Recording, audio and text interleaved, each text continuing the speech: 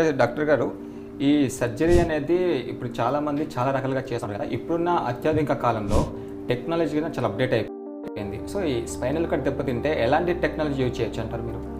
So బేసికల్గా నేను train అయ్యేటప్పుడు ఒక 20-25 ఇయర్స్ బ్యాక్ చాలా మందికి స్పైనల్ కార్డ్ సర్జరీ అంటే చాలా అపోహలు ఉండేవన్నమాట. ఎందుకంటే ప్రతి విలేజ్లో, టౌన్లో ఎవరో ఒకరు పక్కన వాళ్ళు సర్జరీ అయ్యి ఫెయిల్ అయ్యి బెడ్ రిడన్ కావడము, బెడ్ మీద ఉండడము, దాంతో చాలా మంది అవాయిడ్ చేసేవాళ్ళు. కానీ ఏ విధంగా అయితే ప్రతి ఫీల్డ్లో టెక్నాలజీ హెల్ప్ చేసిందో అలాగే న్యూరో సర్జరీలో కూడా, స్పైన్ సర్జరీలో కూడా టెక్నాలజీ అనేది చాలా బాగా యూజ్ అవుతుందండి. ఇప్పుడు బేసికల్గా ముందు మనకి ఇమేజింగ్ సరిగ్గా లేదు. ఇప్పుడు ఎంఆర్ఐ ఇమేజ్తోని ఎక్కడ దెబ్బతినింది, ఎంత దెబ్బతినింది, ఎంత నర్వ్ కంప్రెషన్ ఉంది, అవన్నీ నిర్ధారణ ఈజీగా చేయవచ్చు.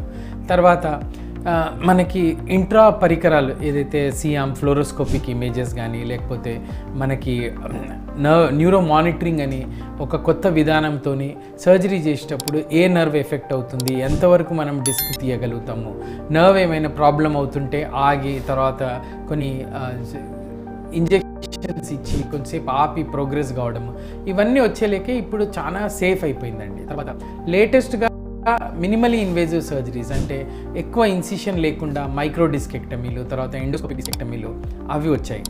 లేటెస్ట్గా ఇంకా ఆలోచిస్తే without incision needle based laser disc surgeries అని, తర్వాత రీజనరేటివ్ థెరపీ అని, రేడియో ఫ్రీక్వెన్సీ డిస్క్ డీకంప్రెషన్ అని, ఇవన్నీ చాలా వచ్చి ఇప్పుడు స్పైన్ సర్జరీస్ అనేవి చాలా సింపుల్ అండ్ వెరీ ఎఫెక్టివ్గా అయ్యాయి అన్నమాట.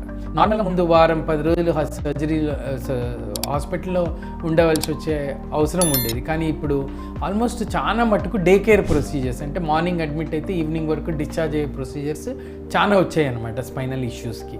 సో వాటి వల్ల చాలామంది త్వరగా వాళ్ళ వర్క్కి రిటర్న్ పోగలుగుతున్నారు.